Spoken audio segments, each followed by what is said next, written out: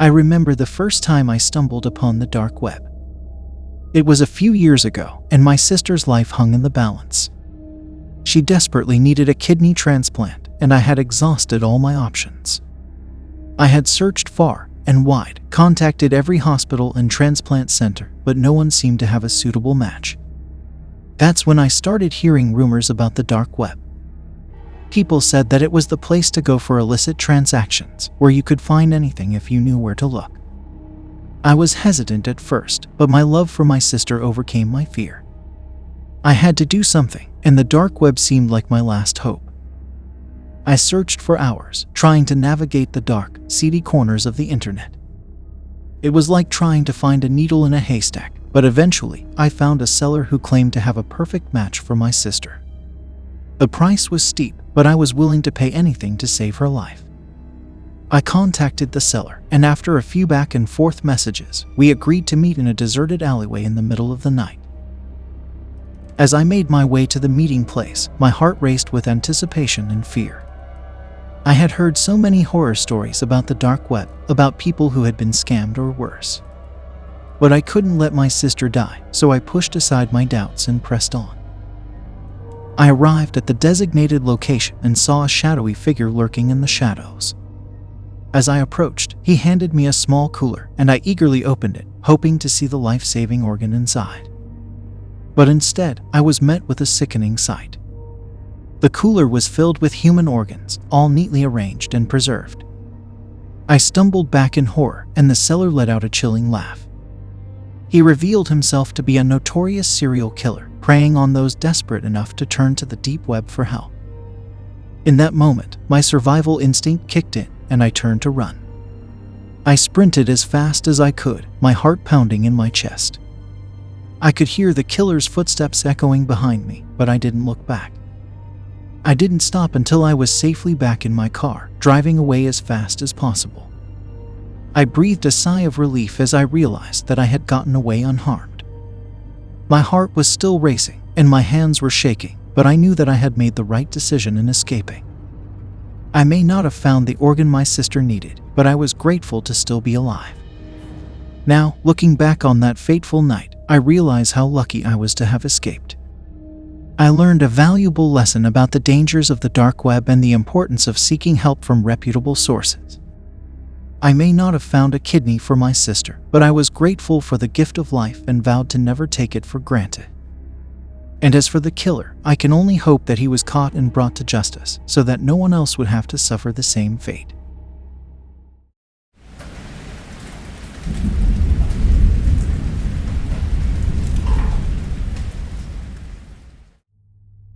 I found myself alone in my apartment with nothing to do.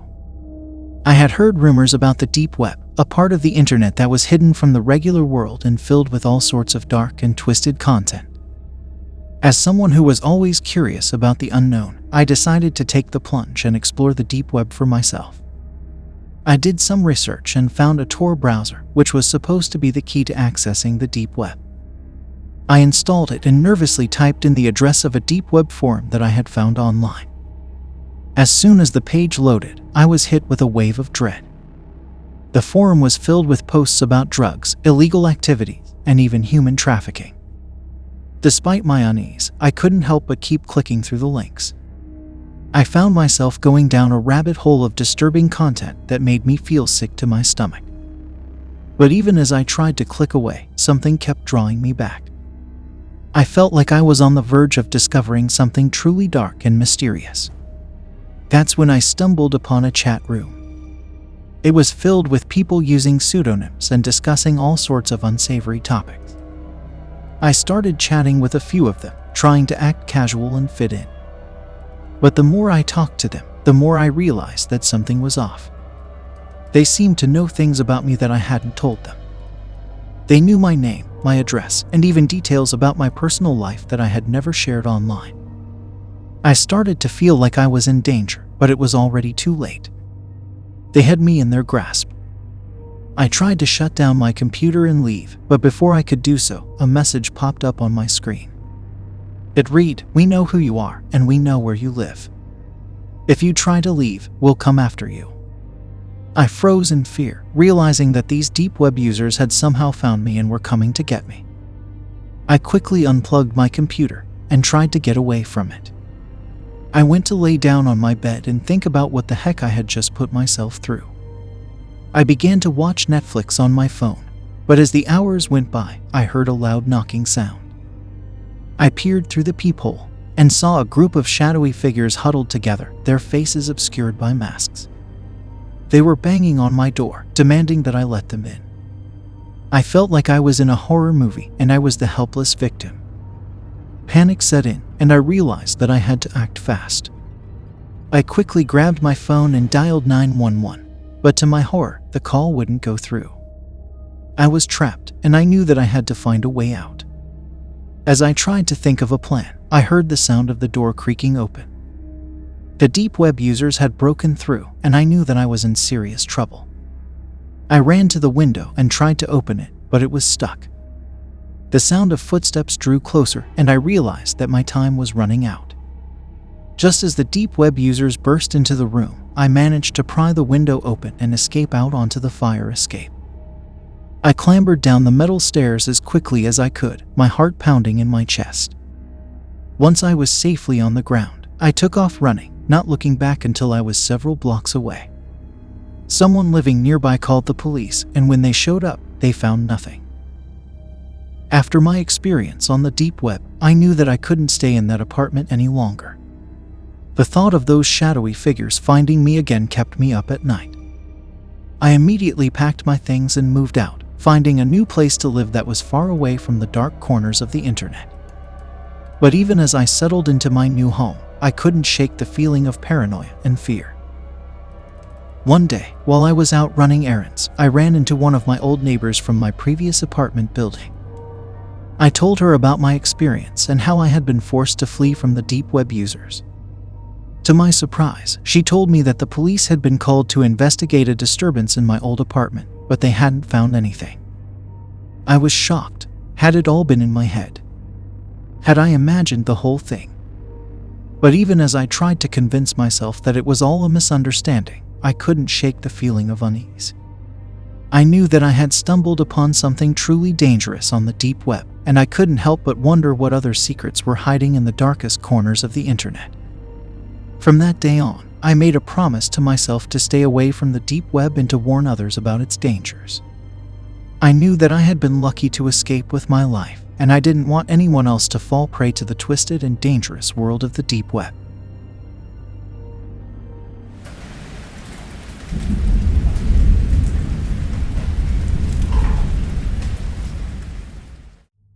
I remember the day I stumbled upon the dark web like it was yesterday. It was a cold and rainy night, and I was bored out of my mind.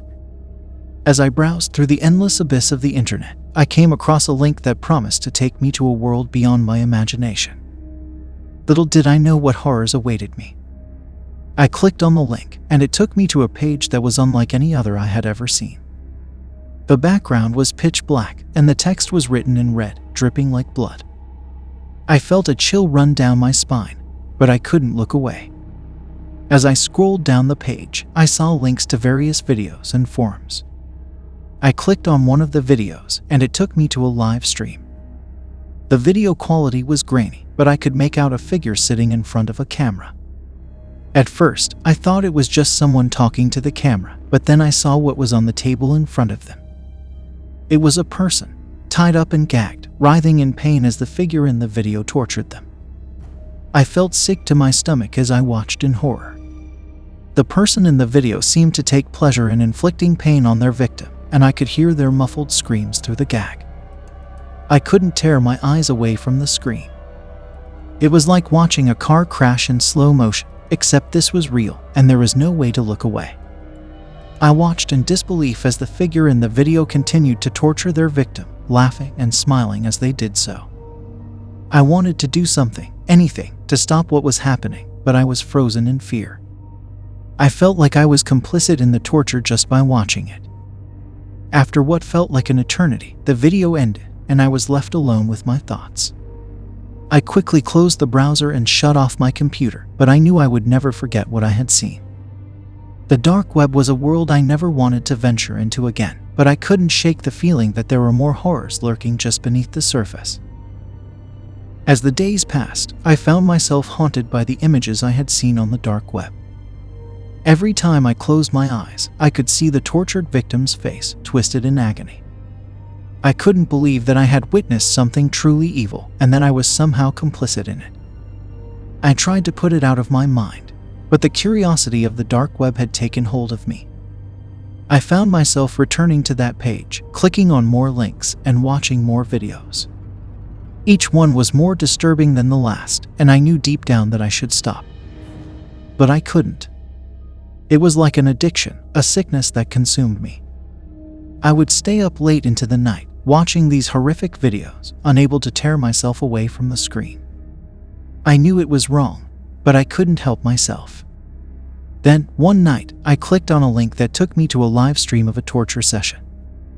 The victim was a young woman, tied to a chair, and the figure in the video was wearing a mask. They were using a knife to cut into her flesh, and I could hear her screams echoing through my headphones. But then something strange happened. The figure in the video looked directly at the camera, as if they knew I was watching.